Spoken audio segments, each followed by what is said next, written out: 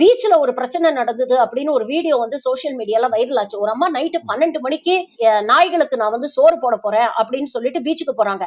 அங்க போன அந்த அம்மாவை வந்து அங்க இருக்கக்கூடிய ஒரு போலீஸ்காரர் வந்து சொல்றாரு, நைட்டு 12 மணிக்கு வந்து இங்க தெருநாயெல்லாம் கூட்டி வச்சு சோறு போடுறேன் அப்படின்னு சொல்றீங்களே, ஏதாவது கடிச்சு விடிச்சு வச்சதுன்னா, யாரையாவது கடிச்சதுன்னா பிரச்சனை ஆகும் இல்லையா அப்படின்னு கேட்டதுக்கு ஒத்தை கொத்த அந்த போலீஸ் ஆபீசரோட அவங்க சண்டை போடுறாங்க.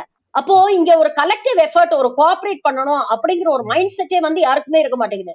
நான் வந்து நாய் பிரியை, நான் வந்து ரொம்ப மனிதாபிமானம் மிக்கவர், நான் நாய்க்கு சோறு போடுறேன் அப்படின்னு தான் நீங்க நினைக்கிறீங்களே தவிர, அந்த நாய் செய்யற வேலைக்கு நீங்க ரெஸ்பான்சிபிலிட்டி எடுக்கணும் அப்படின்னு வந்துச்சுன்னா, நீங்க வந்து you wash of your hands, நீங்க வந்து கை கழுவிட்டு இல்ல இல்ல இதெல்லாம் அரசாங்கத்தோட பொறுப்பு அப்படின்னு தூக்கி அரசாங்கத்து மேல இந்த பழிய போட்டுறீங்க. அப்போ இது எல்லாத்தையுமே வந்து நம்ம பார்க்க வேண்டியிருக்கு.